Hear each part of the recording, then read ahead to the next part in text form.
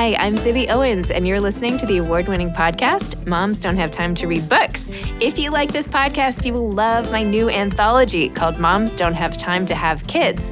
Check it out, and you'll hear from 49 authors about all sorts of things moms don't have time to do. All the authors have been on this podcast. Also, check out my TikTok with Zibby and Tracy, my other podcast, Sex Talk with Zibby and Tracy. Check out Moms Don't Have Time to Write on Medium. And of course, my new publishing company called Zibby Books. And now back to our daily author interview site and a quick hello from some of my kids. Hi. Hi. Hello. Enjoy the show.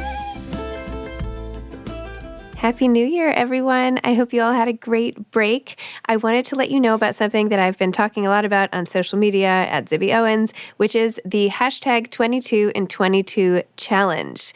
We are at Zibby Books, we are encouraging everybody, like all of you, to visit 22 bookstores in 2022. And we're going to provide a whole series of incentives for every 5 visits, and you'll be entered to win a $500 shopping spree, and you'll get fun things like bookmarks and all the rest. Plus, you'll be part of a great community of people all helping support bookstores, authors, and more. We're really, really excited about it. If you want to join, sign up. You just go to 22in22.net. That's 22in22.net and click I'm in and put your information.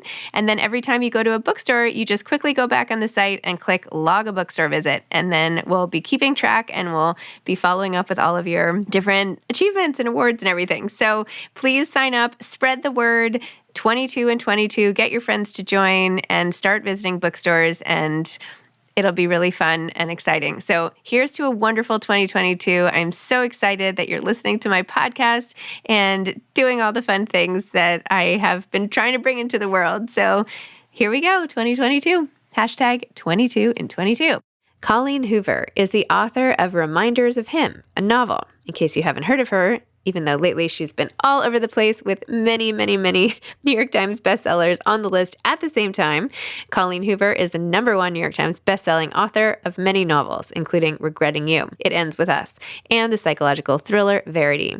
Apparently, her books have really taken off because of the book talk adoption of her work, and that has really spurred the backlist sales as well. Hoover and her family founded the Bookworm Box in 2015, a bookstore and monthly subscription service that offers signed novels donated by authors. All profits go to various charities each month to help those in need.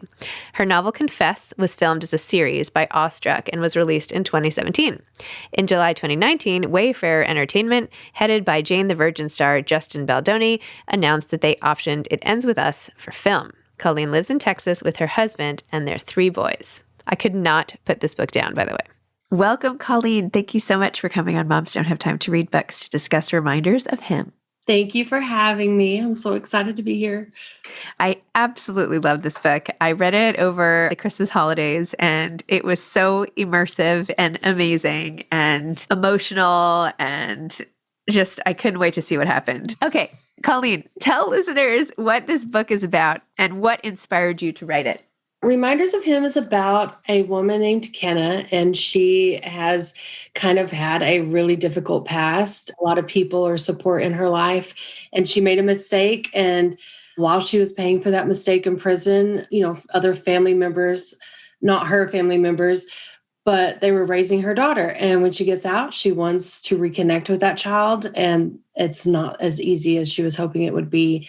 And, the book is sort of about her journey there. And I honestly don't remember what inspired it. 2020 was such a year that I kind of feel like I wrote this book from the emotions of 2020. It's a sad book. It's not, very humorous at all. It is definitely kind of a dark journey to get to the happy ending. Wow. I have to say, the physical relationship between Kenna, can I even say this? Does this give anything away? There is one physical relationship. I think there's a lot of spoilers in this book. There's not really any twist. Okay. Well, her relationship with Ledger, which starts early, is so sort of hot and heavy, and just the way you write about that sort of the physical emotions and so, all of it. Tell me about writing about all of that. Like, do you get embarrassed? Do you what does that feel like? Like, tell me, how do you create that sense of tension on the page? I really don't enjoy writing the hot and heavy scenes. They're probably the scenes that I go over the least as I edit. I like angst. I like, the connection between characters, but the actual act itself is my least favorite part to write. But with Ledger and Kenna, I wanted them to meet without knowledge of, their past or anything that's going on, so they can form that connection without the judgments. And I think that helped create the angst throughout the book. The same way you did that so well, you also handled loss so beautifully, right? And everybody is coming at this loss from a different perspective, right? Kenna mourning the person she had been in love with at the time, and the parents and the family, friends, and everybody. Loss affects everybody in so many ways, right? How, was there a place that you tapped into for yourself to sort of go through all of that pain, especially from such a traumatic loss? I'm not a very emotional person. And surprisingly, knock on wood, I haven't lost a lot of people that I'm close to in this life. So when I do write about those things, I kind of have to invent those feelings. And I think what kind of helps me write such emotional scenes and pasts is the fact that I'm not so much of an emotional person. So I have to push really hard until I feel it myself. And I kind of think that takes my books to a little bit of a darker place than I probably would otherwise. Do you have the home that Ledger was renovating? Do you have an actual home? Could we see what that place is looking like? Because I'm still fascinated. I need to do that. I have, an idea of it, but I don't Pinterest a whole lot, but I see authors Pinterest the places that are in their books and the people. My issue is that when I write people and sometimes locations, it's more of a blur. I'm not so into the physical descriptions of anything as I am what's going on between the characters. So yeah, I would have to really sit down and do that. That sounds like a good idea. Well, in case you didn't have enough to do this afternoon, you can just add this. You can add this to the list. So you've written 22 novels, and right now you have 5 New York Times bestsellers or something I haven't checked this week, but every week there's more and more bestsellers. And you've also benefited from this sort of resurgence on Book Talk and all of that. What has that been like for you? Surreal, to say the least. I feel like my husband and I wake up every day and we're like, is this really happening? Why? Yeah, it's been insane, because I feel like when these books released, the ones that are on the New York Times right now, it's been years. And so I feel like I've already celebrated them. They hit the New York Times when they released. I thought that was as good as it was going to get. And I was very happy with that. And so to have this resurgence is just mind-blowing and very surreal. Wow. Do you feel any more pressure, or to come up with new ideas, or does it affect you when you sit down and open a new Word doc or whatever you do to write your next book? Not so much the recent stuff, because I'm already affected. I've been writing books for 10 years and it's never easy. Every single time I sit down to write a book, I feel like I'm not going to be able to finish it. I feel like I have no idea what I'm doing. I feel like I forgot how to write books. So I don't know that any pressure has been added, because that pressure's always been there. Wow. So what will it take to get you to have confidence that you have this thing down? Retirement? I don't know. I don't know that I want to have that confidence. I feel like, just having that imposter syndrome and second guessing myself, I've realized is part of my writing process. And that's what pushes me to try to do my best. So I'm okay with it now. I've accepted it. It's always going to be this way. And, it's just part of the process. And what is it like when you sit down to write? When you think of a new idea or you decide you're ready for the next one, Is this your desk that I'm looking at now? Like, is this where you sit and write, or like, what is it? Take me through it visually. I really write anywhere. So, sometimes I write at home in bed. Sometimes I write here. Sometimes I put my headphones on and write at the kitchen table. It really just depends on where I'm at when creativity strikes. I cannot keep a schedule for anything. I can't schedule myself to sit down and write so many words a day. And it's just very chaotic, to say the least. Like, I could write 16 hours a day for 1 to 2 weeks straight and then not write for 3 months. I don't have a process. I think that's my process, is not having a process. Well, it's hard to plan inspiration, right? So right. I totally get it. Are there any projects that you started and you got pretty far along with, and then you were like, no, actually, this isn't going to be a book? I actually started about 6 different things back in 2020 before Reminders of Him finally stuck and became the book that I wrote. So I have quite a few, for the first time ever, loose outlines and ideas that I may go back to. That doesn't happen very often. Usually when I start a book, that's the book that I stick with and finish. But I do have some loose ideas. I'm kind of waiting just to see what happens with this release. There's a character in Reminders of Him I would like to write a book about, but I kind of want to, just see what the reception is. Which character? Roman. Oh, yeah. Interesting. Well, I feel like you do such a good job of making your characters just completely come to life. And I know that sounds hokey, and I'm sure you hear that all the time, but it's a real art to figuring out how to get the essence of a person, right? So like, how do you, or does it all just happen and you don't really know how? But it's like, because your character seems so real to me, and flawed and real and multidimensional. And like, how do you do that? I don't know. Okay. I mean, it's just, I feel like I want to be able to relate to characters that I read about and write about. It's very hard for me to write. Like, I love to read about like billionaires and, people that I don't interact with every day. But when I sit down to write, I just never can go there. And so I tend to write people that you would just run into in everyday life. I don't know. That's just what I enjoy writing. I don't know that there's any kind of process I go through to create the characters. And how much, like, do you do any research? I know, for instance, like working at, maybe this sounds like a silly question, like working at the supermarket, right? Like for Kenna's job and the break room and all of just that whole little piece of her life, right? Yeah. I've had a lot of jobs in my life. I do pull from things that I've done, but not always. And it really depends on the subject, whether or not I put a lot of research into it. Because I write about normal, everyday people, I don't really have to do a lot of research. I know that I did with Maybe Someday with one of the characters with It Ends With Us. I just, had to talk to my mom a lot about Lily's character. And so it really just depends on the book. But with Reminders of Him, it was, I kind of talked to my little sister about Kenna's past. My little sister is very into prison reform and is focusing on that. She was working on her master's degree for a nonprofit.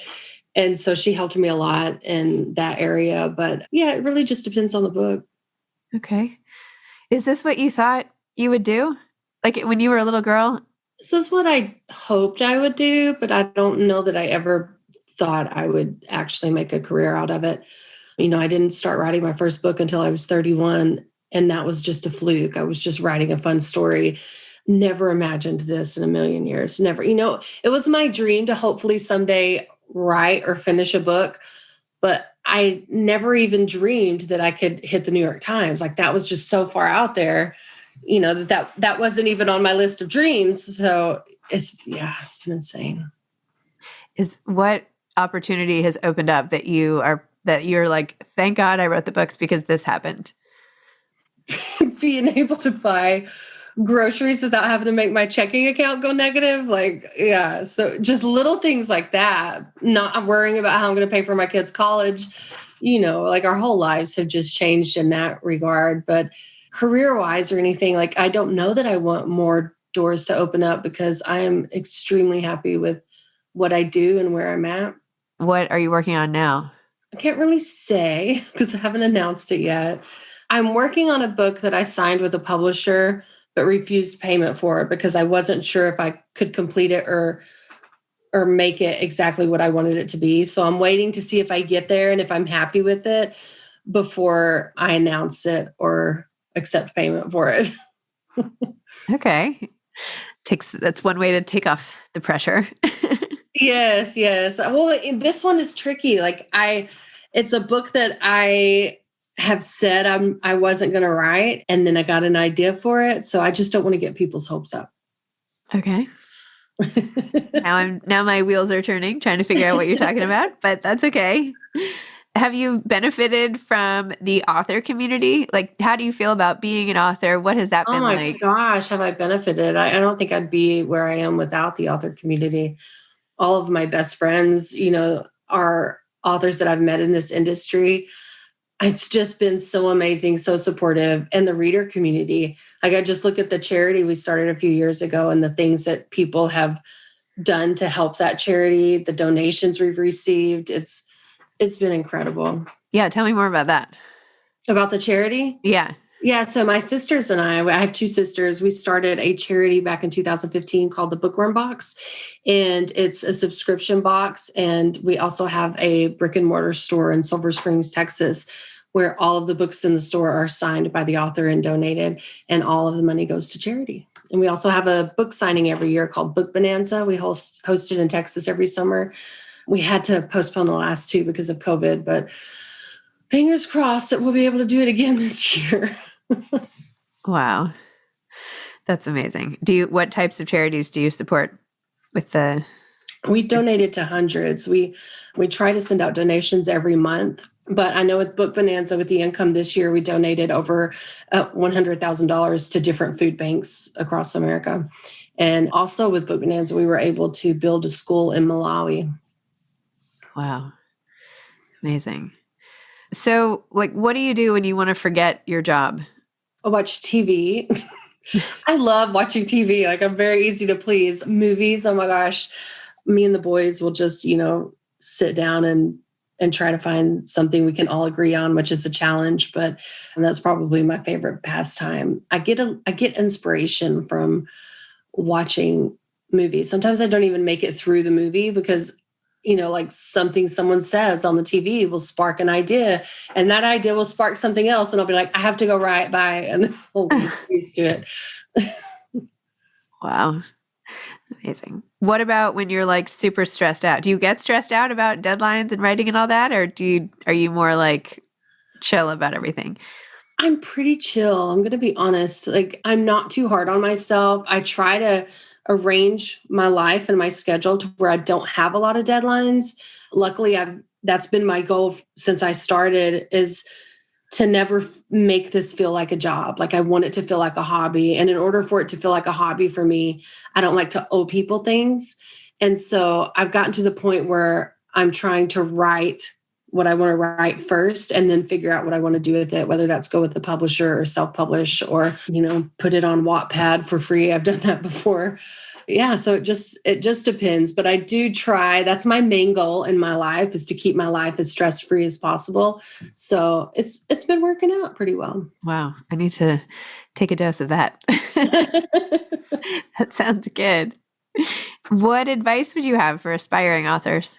Oh gosh, that's a good one. I've been in this industry a long time, and I think the thing that I see the most with authors is they compare themselves and their success or lack of success to other authors. And to actually make it in this industry is like winning the lottery. It is hard. There are a lot of books out there. So my advice is to go into it and write the book that you want to read, write the book that's in your heart. Don't write to try to sell books. Don't write to trend, because whatever's trending now is not going to be trending when you finish your book. And be happy that you completed a book. I mean, that's the biggest accomplishment, whether people read it or not. And I know that's easy to say. I know people want to make a career and pay their bills with their art, but it's very difficult. And I hate it when I see people kind of give up and walk away when they don't see the success that they hope to see, because they should be so proud that they wrote this book. That's amazing. And if you were going to change a couple of things or one thing or anything about the publishing industry as a whole, what would you do? Like if you were going to start your own publishing company? That's a very good question. I don't know. I think that the thing that I would have changed 10 years ago has kind of been changing, and that's the gatekeeping. And, the indie book world has really blown that up. And so many authors have been able to get their books out there that I don't think, myself included, would have been able to get their books anywhere if it weren't for indie publishing. So I think it's going in the right direction. I would absolutely change piracy if there's a way you could stop that. All right. Awesome. Any books you've read lately that you're obsessed with? I'm on an Emily Henry kick. I got her arc, Book Lovers, and I absolutely loved it. I've read it twice already. But yeah, I've read pretty much her entire backlist this year. Wow. That's awesome. Yeah, she's great. Okay. Well, thank you, Colleen. Thanks for coming on. And Thank you for having me. Sorry for the interruptions today. You're good. You're good. All right. Thanks a lot. Take care. Bye. Have a great day. You too. Bye-bye. Thanks for listening to this episode of Moms Don't Have Time to Read Books. Don't forget to follow me on Instagram at Zibby Owens and at Moms Don't Have Time to Read Books. Also sign up for my newsletter at zibbyowens.com and sign up for my virtual book club and meet lots of authors on Zoom every other week. Thanks so much to Steve and Ryan at Texture Sound for the sound editing. And thank you to Morning Moon Productions for providing this fantastic intro and outro music.